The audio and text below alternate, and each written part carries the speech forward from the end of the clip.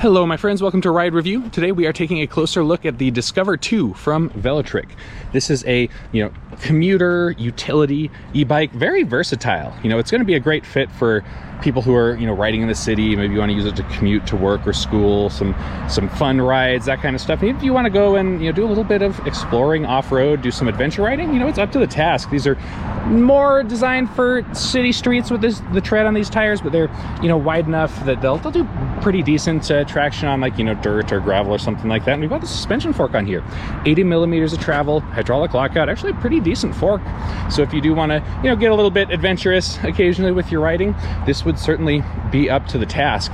Let's talk about Velotric. So these guys, this is actually my first time getting to ride one of their bikes.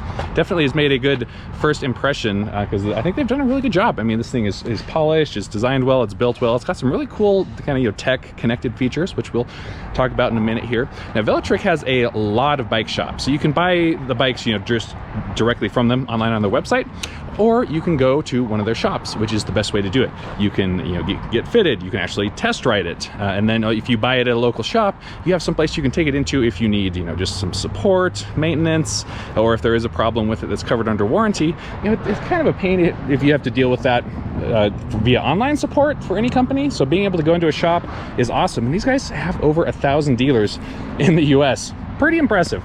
And they also do a good job in terms of safety with UL certifications. So the battery, which is hidden away, very nice and just seamlessly done in the down tube here, UL certified. But there's actually two different levels of UL certification. There's one for the battery, which this one has, and then there's one for the entire e-bike system, which this also has. Velotric's made it a priority to get both of those, and they actually did tell us that if we wanted to, we could throw this battery in a lake and it would be fine. We haven't put that to the test exactly, but I do like that they're that confident about it. And also there's other certifications for just the strength of the frame and its load bearing capacity. This is actually certified to carry up to 440 pounds, which is a very high weight capacity for a bike, electric bike, anything. I mean, that's there's some cargo bikes that can't even hold that much weight. So they seem to really be doing a good job just in terms of they're building durable, strong, safe products. Props to them for that. I do like the quality of the accessories that we've got on here too, for just if we're talking like commuting purposes. Let's run through these. So we've got the full length fenders on here. I believe these are aluminum alloy, so they are not going to ding or rust like steel fenders might. Nice full coverage on it, nice and sturdy. The rack back here as well says that it is rated for 66 pounds, which is higher than most. Typically a rear rack is rated about 50 pounds, 50 to 55. So a little bit more sturdy, and it is a MIC HD. So there's lots of accessories for this type of rack that can, clip and mount in here nicely. So if you want some bags or some panniers or something like that, you'll find things that are compatible with this rack. A lot of bike shops have them. You can get them from a lot of online retailers. So you're not stuck with, only buying something that Velotric has. They do sell accessories like that if you want to, but you've got options. Similarly up front, you could buy their front basket, or you could get one somewhere else. It's got the bosses on the side, which is a fairly standard mounting point for a front basket. Although you might have to talk to Velotric to get an extension cable so that you can put the headlight out on the front of the basket if you did decide to do that. Speaking of lights, let's talk about the lights. So we get a headlight. It's very bright. I mean, this thing is awesome. It provides great visibility when you're riding at night. The only downside for it is there's no side cutouts. So if you come to the side, you can't see the light shining out to the side, which is extra side visibility. That's actually really the one nitpick I have about this bike, is the side visibility could be improved. Side cutouts on a headlight would help, but also just having some reflective stripes in the walls of the sidewall would help. A lot of tires do have those these days, but we don't see them on the Discover 2 here. That's a minor nitpick. We've got the reflectors in the spokes, which certainly helps out, and depending on what color of bike you get, that can help out as well. For the rest of the lights, let's come around to the back here, and they're not even powered on right now. I guess we could power on and maybe make this a little more compelling of a demonstration. Let's do that. So we'll hold down this, fire up the display, boom, it's on. We hold down the plus to turn on the lights. We get a little light icon in there. There is a look at the headlight. The rear light, I think, is really well done here. So you get the standard light back here, which is actually pretty bright. We're in the shade right now, but I can actually see that in the daytime, which I can't say for most taillights. And then if I come up here and squeeze the brake levers, we get this brighter brake activation. And you can actually customize the rear light behavior using the app or just the display itself. So you can have it be flashing all the time. You can have the brake activation mode be flashing. They've got a few different modes. And then there's turn signals. So bikes are slowly starting to add these. I feel like everybody should have them, honestly. So we'll turn on the left one here. Come on back. And again, these are actually bright enough that you can see them during the day. You know, it's still a good idea to use hand signals, even on a bike that's equipped with them, because, you know, there's not a front turn signal, for one thing. And it's, you know, it's not so obvious that you can guarantee people are going to see it, but I think these ones are pretty solid for how well that they stand out. Another thing that I like about Velotric is they've taken to offering different sizes for some of their models, like the Discover 2. So you can get a medium or a large. We have got the large frame. Where does it say it? Right here. So we've got the large frame, and I find that it fits me pretty well. I'm a tall rider. I'm 6 feet 3 inches tall, 190 pounds. I feel pretty good on this. If I have the saddle up all the way, I can just about extend my legs fully. It's a good, comfy riding position. And you know, it makes it pretty easy to fit a lot of rider sizes when you have this approachable step-through frame here, and then the stem on here is very adjustable. I mean, I have it pretty far forward because I like to have a more forward riding stance, but you could you adjust this so that it's, you know, up more vertical, so then you can kind of have a more like upright, relaxed, kind of like you're riding on a cruiser riding position, if that suits your fancy. Now, you do need tools to adjust it. You just, you know, a hex wrench right there. So it's not a quick adjust or a tool-free adjust like you see on some bikes, but this can be a blessing, because even though it might take a little bit longer to adjust it, it's going to stay there a lot longer. The tool-free adjustable ones tend to kind of rattle loose, and you have to tighten them back down every so often. So, you know, everything's a trade-off, right? Rounding out the rest of the bicycle components here on the Discover 2, we've got hydraulic disc brakes from Tektro here, 180 millimeter rotors in the front and in the rear. These provide awesome stopping power. I mean, Tektro makes awesome brakes. They're on a lot of e-bikes for a reason. The brake levers have motor inhibitors built in, which means as soon as you just, you know, even touch these a little bit, it cuts power to the motor. This is a safety feature, just so that you're not, you know, accidentally fighting against the motor if there's a malfunction, or just if you forgot that you're holding down the throttle. Let's see, we can talk pedaling drivetrain. Come around here to this side. This is a Shimano Altus setup. This is a step up in quality for Shimano. Their entry level is Tourney, and then the Altus is a little bit better quality, a little bit more resilient, and an upgraded cassette back here as well. So this has a more range on it. I think this is I believe it's a 12 to 34 or a 12 to 34 tooth, and it's a cassette. So again, this is a step up in quality. More basic ones, you'll see a free wheel that's like a 14 to 28 tooth range. So you just don't, you know, it doesn't climb hills very well in first gear, and then it really limits the top end speed. So this one can do both of those very well. And I've been able to get it pedaled up to around 30 miles per hour before I started to feel like my feet were going a bit too fast. So it's definitely got the top end speed.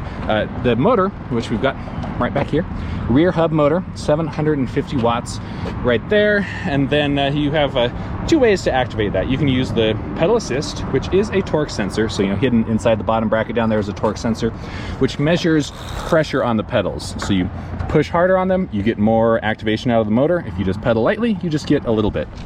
Now, most people prefer a torque sensor like this because it's a little bit more dynamic and responsive. It feels more like you're riding a bike versus a more affordable cadence sensor, which is just measuring if your pedals are cycling around, and that's kind of a flat power delivery.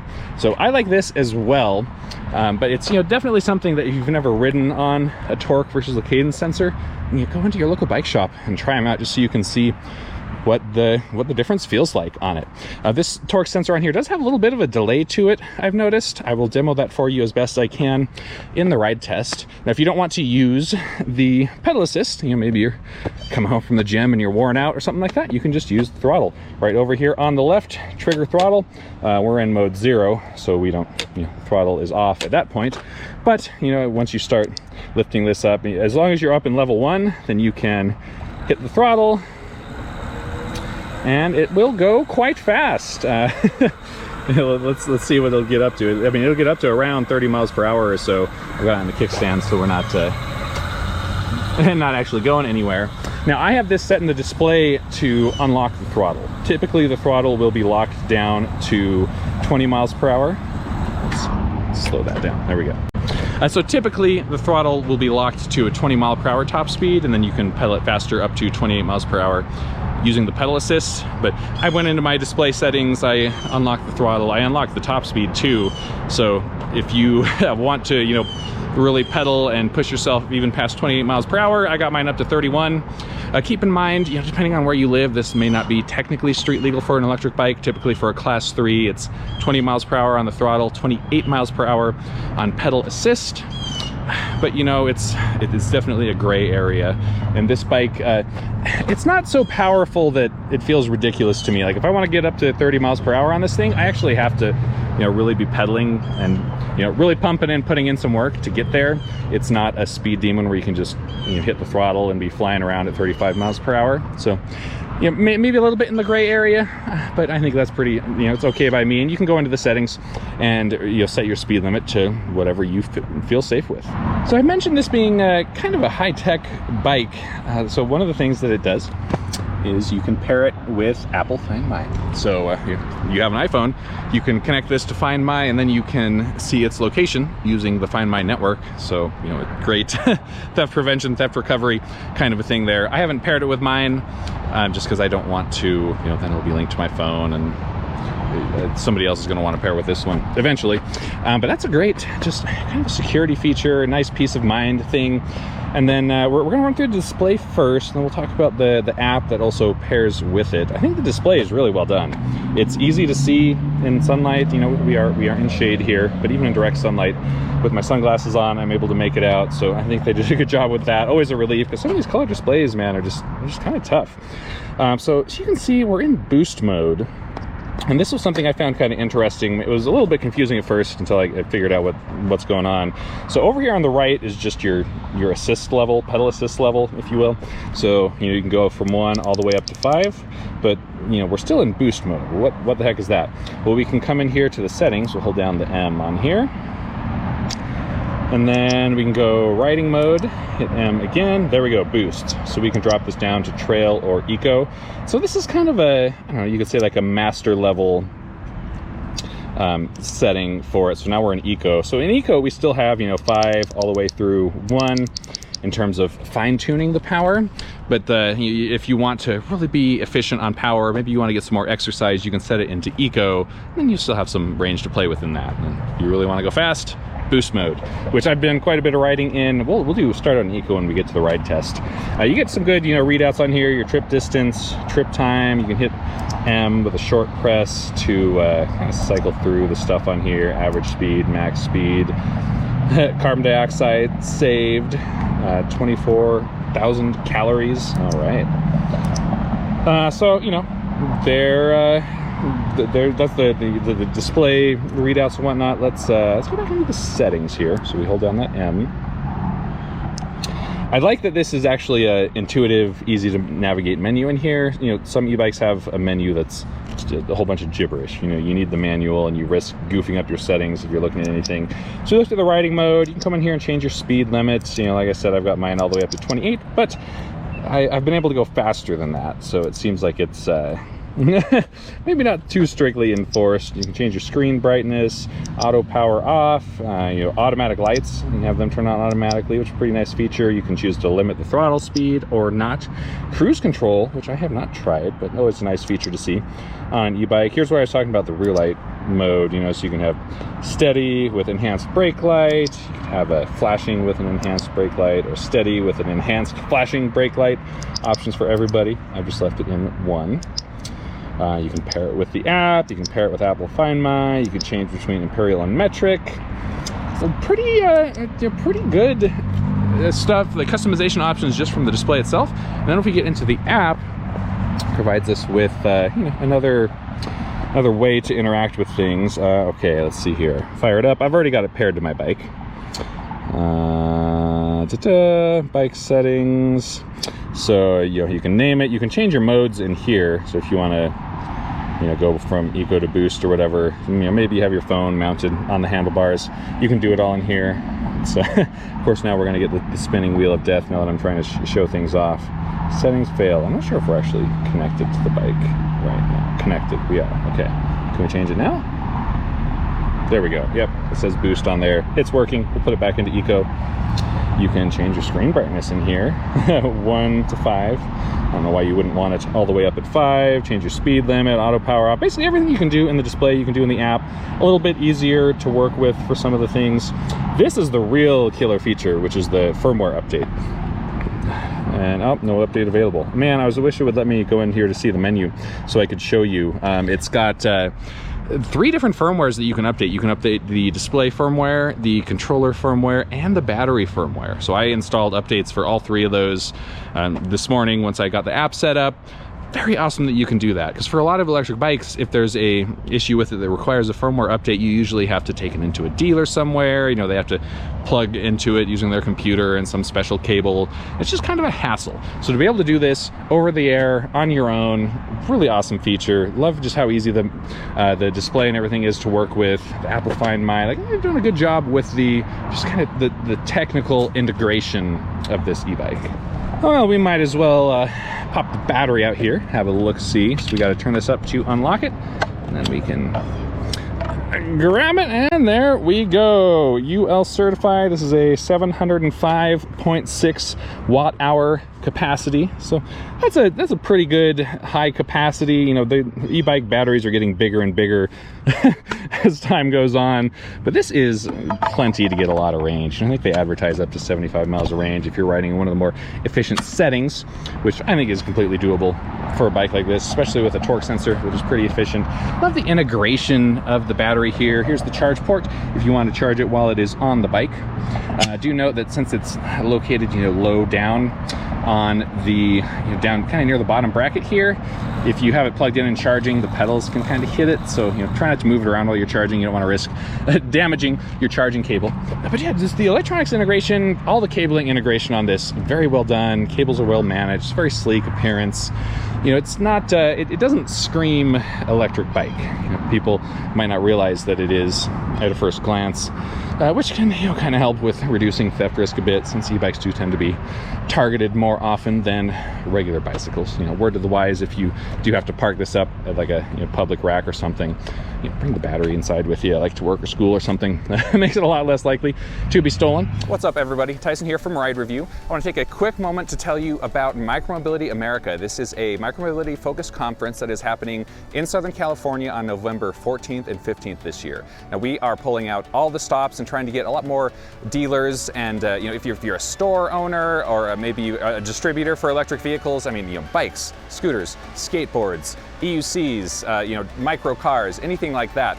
We want to get you involved at this event. We're going to have representatives from hundreds of manufacturers there. Most of these representatives are going to be, C-level, founders, engineers. So if there's brands that you're interested in, you can, skip the email chains and just go, straight to the people who actually make the decisions and can really tell you what these products are about and why they made them this way.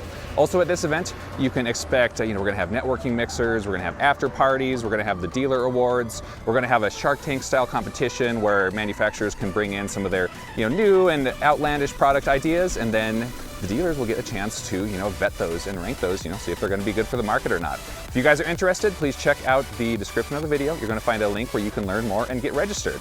All right, back to the video.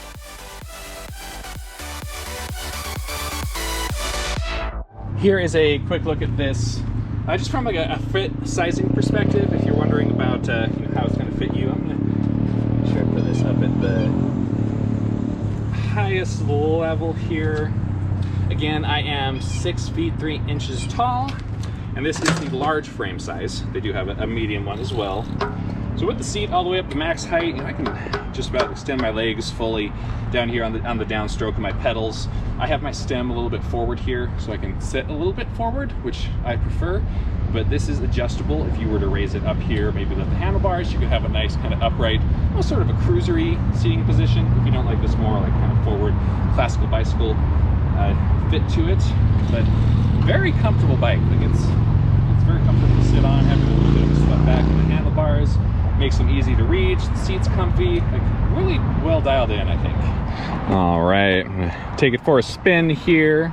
I've got it in eco still because I want to try out the different modes, so we can kind of see what we can do. Let's see, I will pump it up to 1 so we can get started here. We're just going to do pedal assist for now. We'll mess with the throttle some later. Very smooth and quiet operation. Probably could shift down a gear or two. Kind of way up there. Yeah, very smooth, efficient. I don't really hear the motor at all.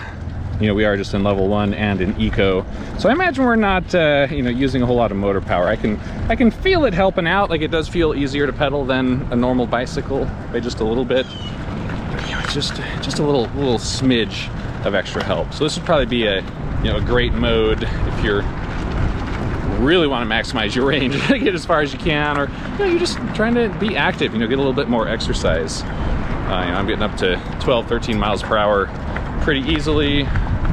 Pretty stable cockpit too. You know, I'm just kind of bumpy parking lot. All right, let's keep we're just gonna keep trying out the pedal assist here. Maybe we'll bump it up a couple levels up to level 3, but we're still in eco, keep that in mind. Okay, now I can hear the motor starting to kick in a little bit. Shift up a couple gears. I can hear my derailleur clicking and clacking a little bit out there, so it probably needs a little bit of a tuning adjustment, but it's good enough for now. Now let's see, let's go ahead and we'll bump it up to 5. So this is the maxed level, but of course we are, you know, still in eco here, so I'm not sure what that caps it at. The motor's not very loud back there. You know, this, honestly, this feels probably comparable to like a 350 watt motor, I think, when we're riding in eco. And, you know, even if I really pedal hard,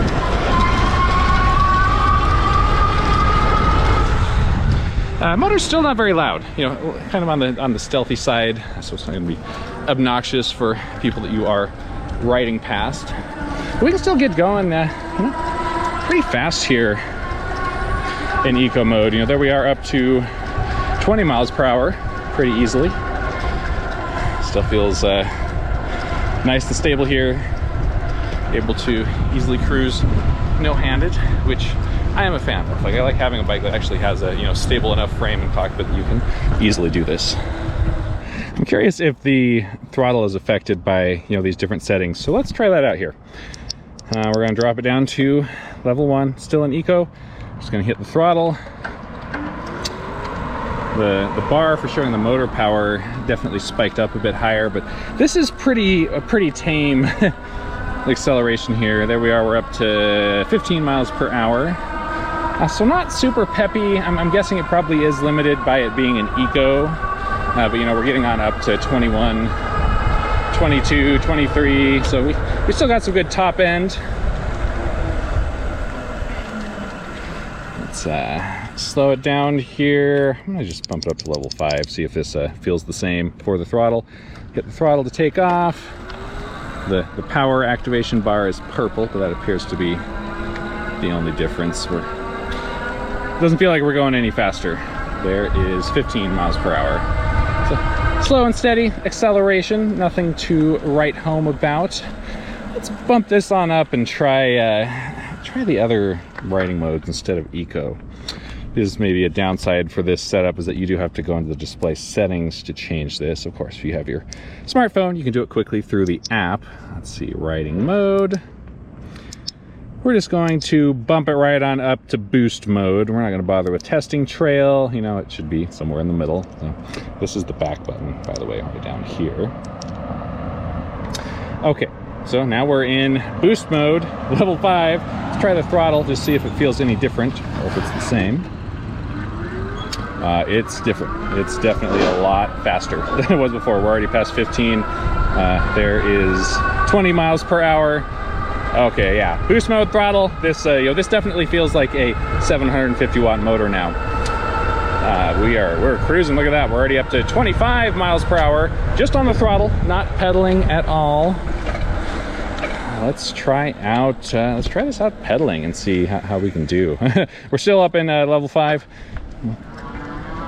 Start out pedaling here, and I mean, yeah, we got some serious acceleration now. We'll get shifted on up here. We are all the way up in the highest gear, gear 8.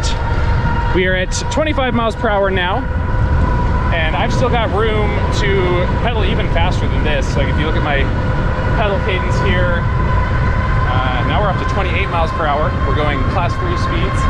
Oh, speed bump.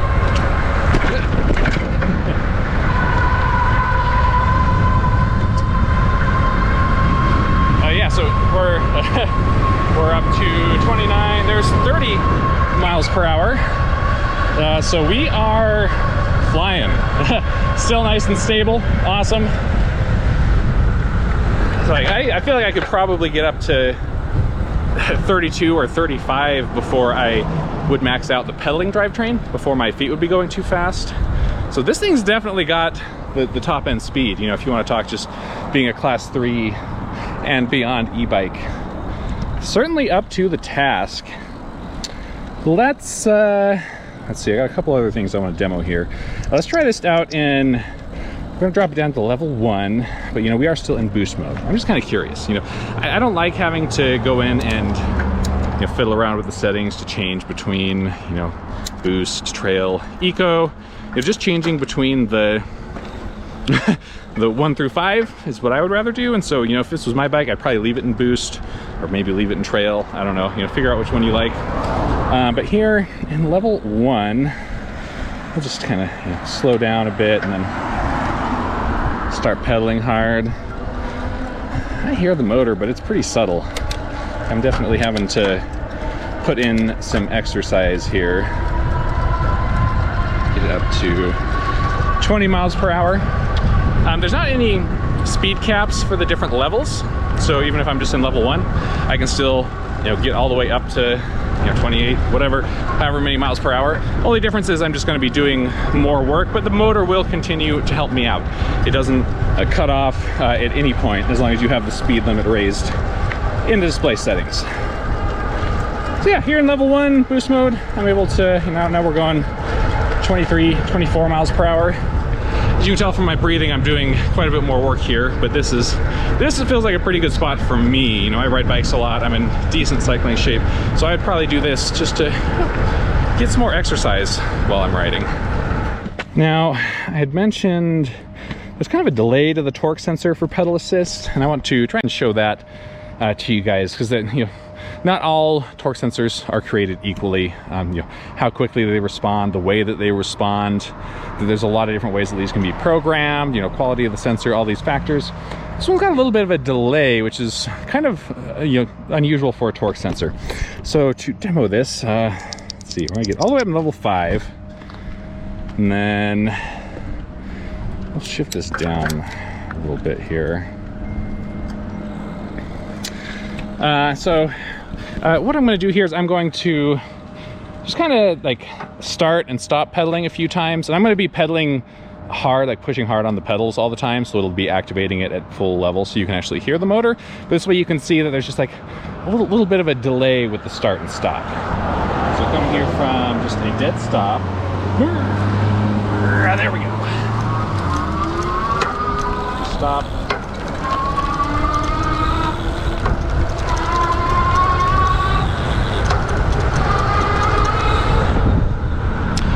So when I starting out from a dead stop, you know, I had to pedal around a good half a revolution before it kicked in and started helping me out, that's a fairly long delay for starting. Like, typically torque sensors are a little bit better at that. But then when I'm actually in motion and riding, I could pedal around several times before the torque sensor really kicked in, before the motor really started helping me out. So typically a torque sensor doesn't have quite that much delay, and I found that it has a similar delay when I am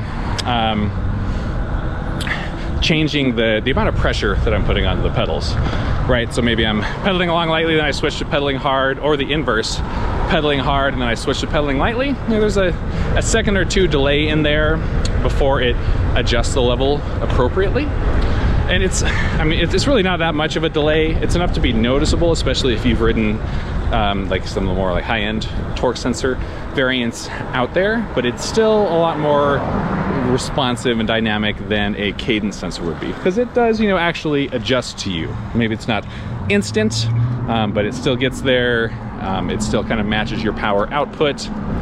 but just something to be aware of. You know, like I said before, you can try riding these different types of bikes back to back to see which one feels the best to you. I think this one does feel pretty good. You know, I don't want to knock it or anything here, but I did notice there's a little bit of a delay. All right, we're gonna do a quick hill climbing test.